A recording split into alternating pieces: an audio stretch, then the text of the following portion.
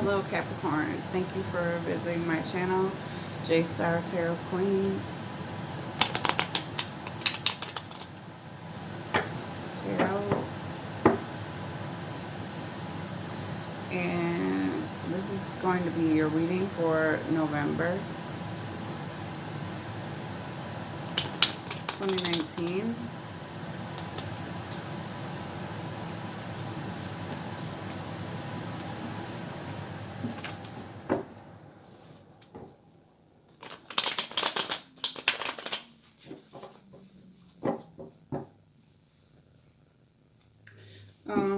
Let me pull some oracle cards for you. I'll pull a few from the Work Your Light deck. I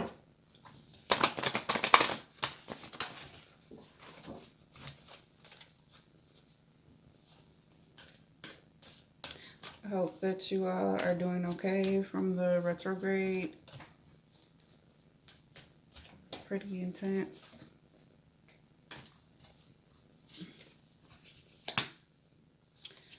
Okay, so 4 came out. Whoa. Excuse me. Okay, so there's a few that came out. I'm not gonna take all of these, but I took the first 3. And the first one is answer the call. What is your soul calling you to do?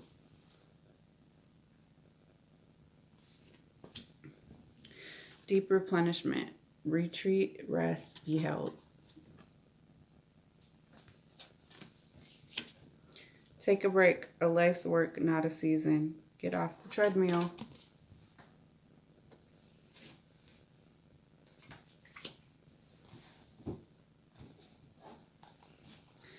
Answer the call. What is your soul calling you to do?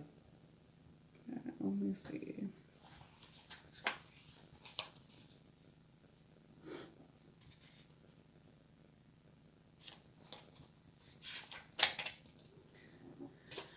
Okay.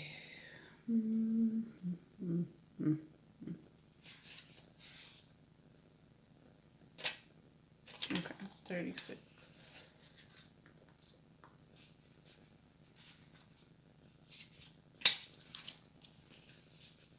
Your guidance is divinely guided. You are being called to answer the call of your soul. It might be scary, it might not make sense, but if you trust your soul's yearnings, you will live a life beyond what your mind could possibly imagine. Answering your soul's calling is not a one-time thing, rather a lifetime-long dance. Deep down, you already know what you long for, what your soul yearns for. Whatever you are called to do, that is your calling. Don't overthink it. Don't wait for permission. Just say yes. Most people are waiting for a step-by-step plan before they take the first step, but intuition doesn't work like that. It takes faith and courage to answer the calls of your soul, and that's why most people don't do it. But you are not most people. You are in exactly the right place to answer your calling now. You don't need to know the whole plan. You don't even need to know where it's leading. You just need to take the next step. No one has ever had the complete perfect plan. There's no end destination. There's no right or wrong way to do it, and you do not need permission from anyone else. Sometimes the more resistance we have around answering a soul calling, the more important it is for our soul's growth. What is your soul calling you to do, Capricorn? Deep replenishment, retreat, rest, be held. Everyone's getting that card. It's just, maybe it's just the time everyone needs to take a break. The most selfless thing you can do is fill up your own inner well. We are running around half filled. We subconsciously look to things and people around us to give the nourishment and nurturing we so deeply crave. Nothing can grow in barren lands. You are no good to anyone if you are running on empty. The feminine is bountiful, fertile, and rich. Tend your own well and watch as the amount you have to give multiplies. If your inner well isn't full, you will find yourself craving things from the outside world to fill it. This is our body's instinctive way of reaching for the grounding and nurturing that we are not allowing ourselves. What nourishes you? What refuels your body? What is nectar for your soul? What brings you back to life? What is your secret medicine? What makes you feel abundant and fertile, overspilling with life? It may be gardening, rearranging or arranging flowers, getting a massage, using luxurious essential oils, snuggling up on the couch, hiking, sipping a good coffee at your favorite cafe, attending a woman's circle, reading about a sacred site, spontaneous bike rides, walking along the beach, or yin yoga. What nourishes you is your medicine. When you give yourself the medicine that you need to be nourished, you nourish all those around you, for there is more than enough to go around. Take a break. A life's work, not a season. Get off the treadmill.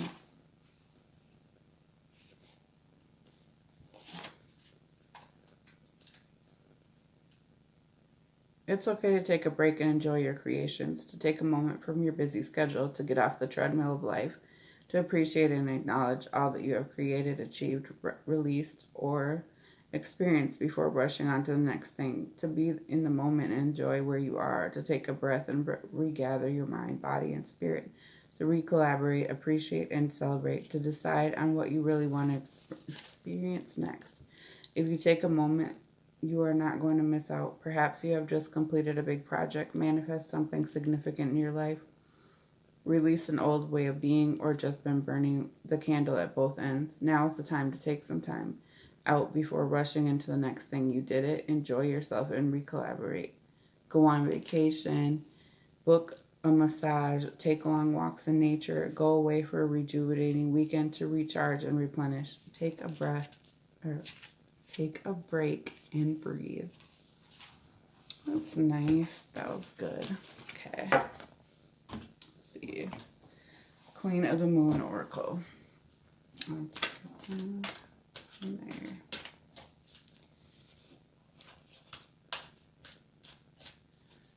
Okay, sorry, my camera is like weird because my phone just died and it's charging. Nourishment.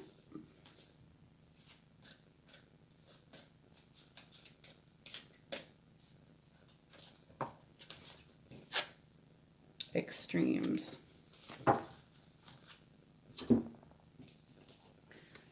Nourishment. Oh, yeah. Focus. Extremes.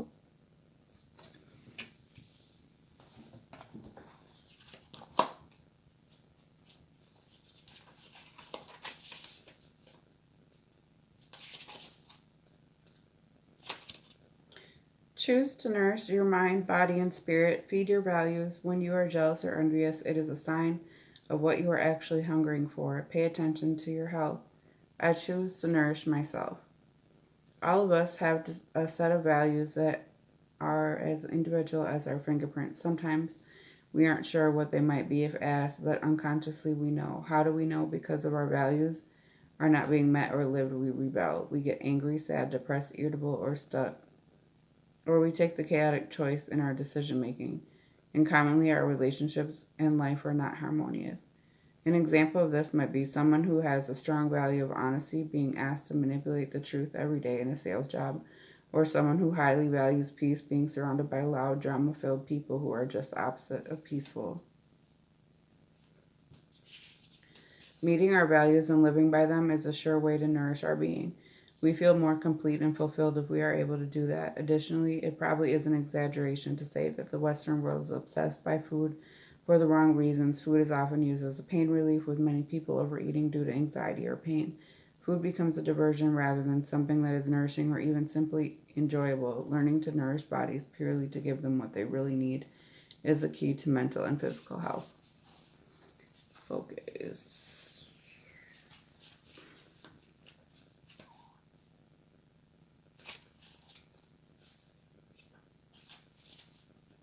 You must focus on the task at hand right now.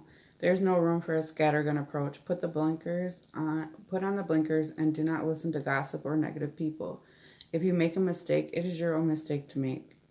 Do not waste your focus. Do not split your attention into too many pieces. I have a laser-like focus that serves me well. What we place our focused attention on matters. Placing our undivided focus on something means we are more likely to take action on it. We are more likely to finish something we wish to complete if we focus on it. We are more likely to plan and succeed in our achievements should we take time to focus on how. Even something as simple as eating a meal is more enjoyable if we take the time to focus on just that, eating and all of the sensory rewards. What hinders focus? Diversion, and it is often diversion we set for ourselves that we allow. When we are afraid of our own growth or greatness, we may procrastinate. We might place drama in our own way. We may even focus on everyone except for ourselves and never have the time to do the things we set for ourselves. Our heart desires, therefore, never come to us. We might allow the opinions of others to get in the way, letting the criticisms and values of others affect us. This is useless. We need to forget about the gossip or opinions of others. What about our society? About what our society says. Instead, turn your focus to you and what you are doing. Pay attention to you.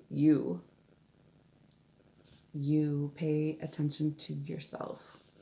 We need to focus instead of what feels so deeply good to us, what we really want and what we want to place our laser-like focus upon, and soon it will be ours.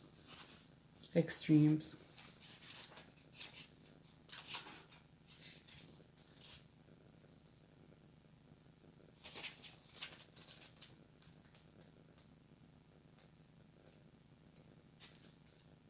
Learn how to handle crisis with calm and resilience. Seeking balance is superior to seeking extremes.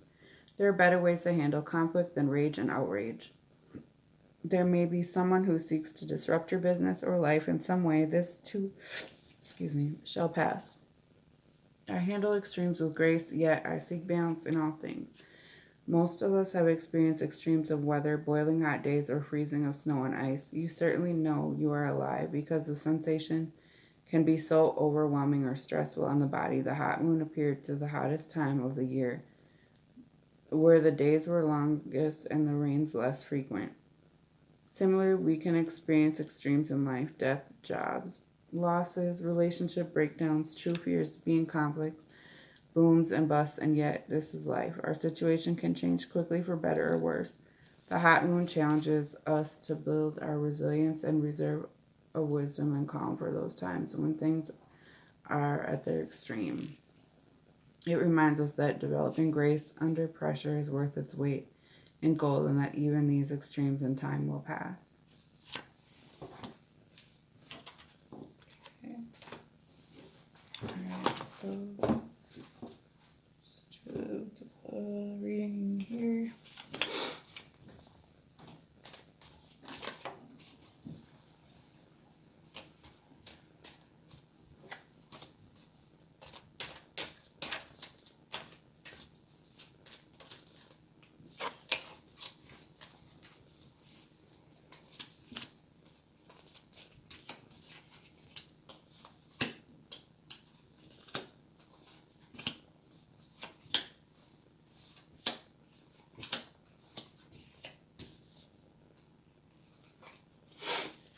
Alright.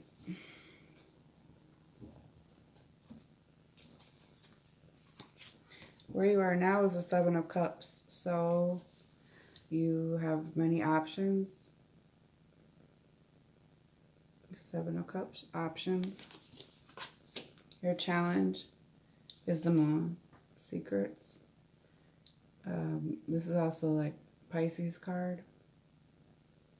This is challenge is secrets or something hidden. In the recent past, Three of Swords, heartbreak.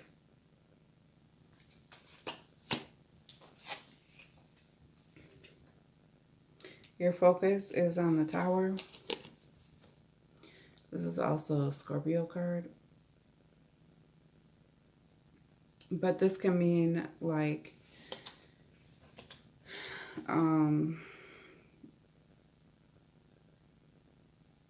your home life is falling apart. It's pretty much like something being torn down to be built back up again. So like maybe it's just a lot of things happening all at once. Like it could be like your electricity is getting cut off, or your gas, or like your car broke down. It's just like one thing after another. But these things are happening to pretty much like tear down something that is not going right and build something new. It's like a new beginning. In the future is the Empress card. Taurus, Virgo, Capricorn.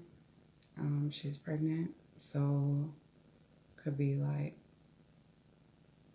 a mom figure, or like could also be a new beginning, or someone that you see as like motherly type.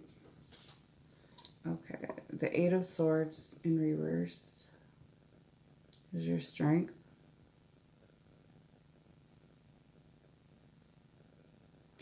So this is like the Eight of Swords, and it's pretty much you feel bound, you feel anxiety, you have the blindfold, like your hands are free, you could free yourself, you could take your blindfold off, you're not, I mean, this could also be like a jail card, but this is in reverse. So their strength is like staying out of this mind frame. Like you're not feeling stuck, you're not feeling bound by a situation. You're kind of just like, you're feeling free. Mainly freedom, like you feel free. Maybe your freedom is your focus. Or no, that your strength is like you feel free.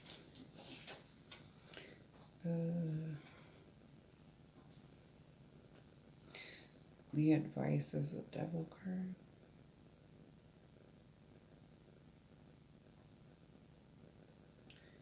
This is a Capricorn card as well.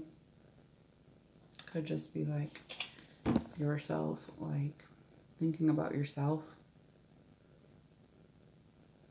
This also is like addictions. Being bound to someone for the wrong reasons. Or, yeah, it could be like addiction, sexual, something.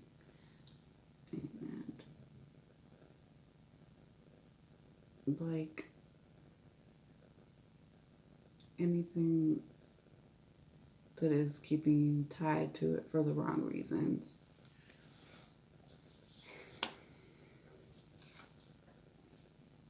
What you need to know is the Four of Wands in reverse. This is like a happy life card, marriage card, maybe living together. So that's in the reverse. Yeah.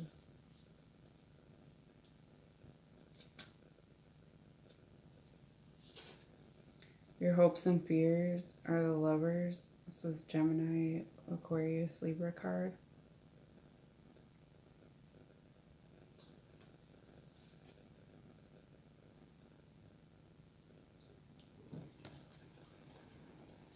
So maybe you're hoping to like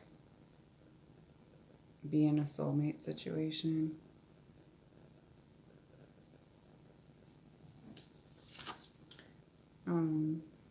Be with your lover. And then if you follow the advice, the outcome will be justice. The Justice card. This could also be like legal matters, like you're maybe court, or, but mainly it's like justice.